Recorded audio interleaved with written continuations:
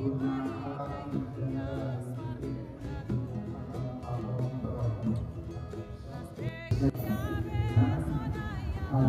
akan kami sampaikan kepada pimpinan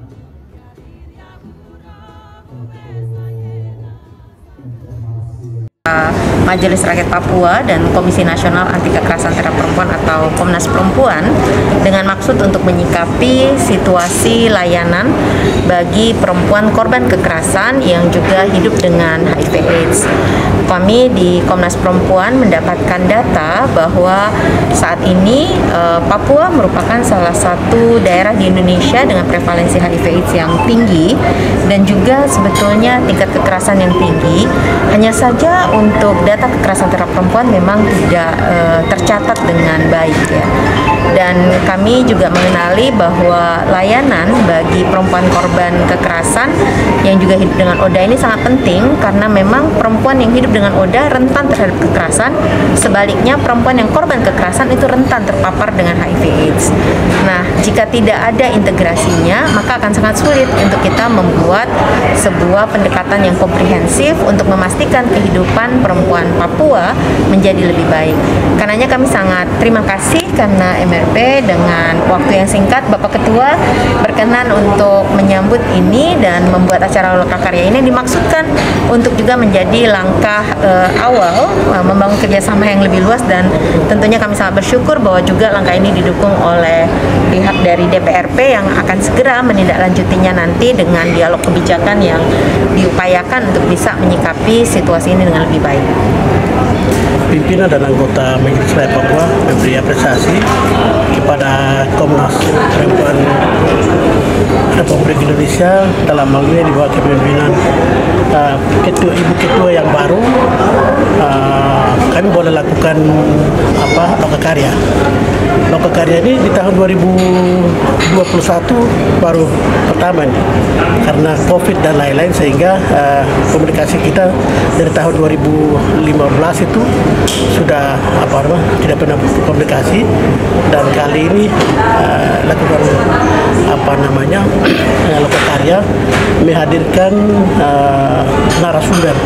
Pertama Bapak Ketua DPRP yang hadir sendiri, kemudian perwakilan dari Polda Papua dan dari Dinas Kesehatan, kemudian dari kami MRP, perwakilan dari Pokja Perempuan dan Komnas Perempuan sendiri, di mana kita menyampaikan berbagai hal yang menyangkut dengan kekerasan terjadi terhadap perempuan, tapi juga dengan anak. Oleh karenanya ini menjadi masalah yang sangat serius dan semua pihak harus bicara terkait dengan perlindungan terhadap perempuan, terutama di wilayah-wilayah konflik. Ya, walaupun tadi kita bicara di wilayah-wilayah konflik, tapi juga di daerah-daerah yang bukan wilayah konflik juga terjadi kekerasan, sehingga pembicaraan kita membuat satu kesimpulan bahwa yang terpenting adalah regulasi yang perlu kita siapkan di era otonomi khusus ini, yang belum memberikan manfaat yang baik untuk perlindungan terhadap perempuan dan anak, terutama orang asli Papua, sehingganya ke depan dengan perubahan undang-undang kedua ini perlu kita kolaborasi semangat kami ini antara berbagai lembaga, terutama Komnas Perempuan, terus DPRP, kemudian MRP, supaya kita melahirkan solusi-solusi dengan buat satu regulasi yang tepat untuk memberikan perlindungan terhadap perempuan dan anak. Walaupun ada Perdasus nomor 1 tahun 2011 sudah dibicarakan dan difasilitasi oleh MRP pada tahun 2013 untuk ditindaklanjuti, tapi itu masih menjadi masalah di internal di pemerintah Provinsi Papua, sehingga ini perlu didorong oleh MRP dan DPRP setelah lokakarya ini. MRP dan DPRP akan bersatu untuk mendorong Perdasus ini, kemudian barangkali kami akan memperkaya lagi supaya peraturan pemerintah yang perubahan kedua ini, ada 2 peraturan, mudah-mudahan itu benar-benar proteksi terhadap perlindungan perempuan.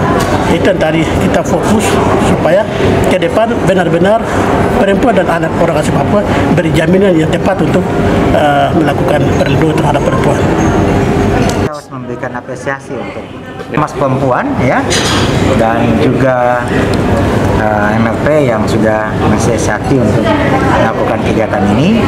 Ini adalah suatu kegiatan lokakarya yang baik, di mana kita melihat bahwa ada banyak masalah, terutama khusus untuk perempuan dan mungkin ditambahkan ke anak ya, terkait dengan Orda yang ada di Papua. Kita sendiri tahu bahwa di Indonesia ini Papua salah satu yang tingkat Ordanya tertinggi di Papua, presentasinya karena penilaiannya cukup.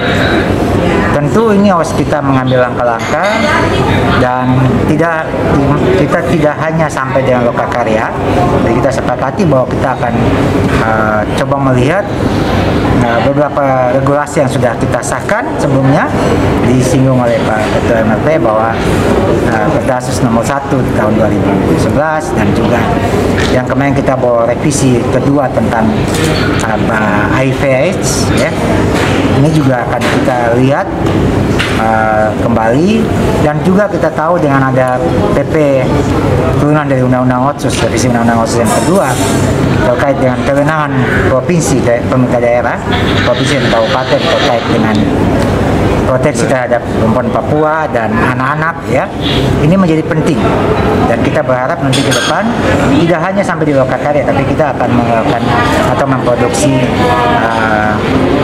laperdasi atau laperdasus yang betul-betul melindungi setiap perempuan Papua dan juga anak-anak Papua untuk bagaimana mereka bisa mendapatkan hak-hak mereka dengan baik dan dapat perlindungan yang baik. Karena kita sadar bahwa apapun yang kita melakukan hari ini, generasi Papua ke depan ditentukan hari ini oleh lewat mama-mama Papua dan anak-anak Papua yang lahir dari rahim mama-mama Papua. Oke, Pak.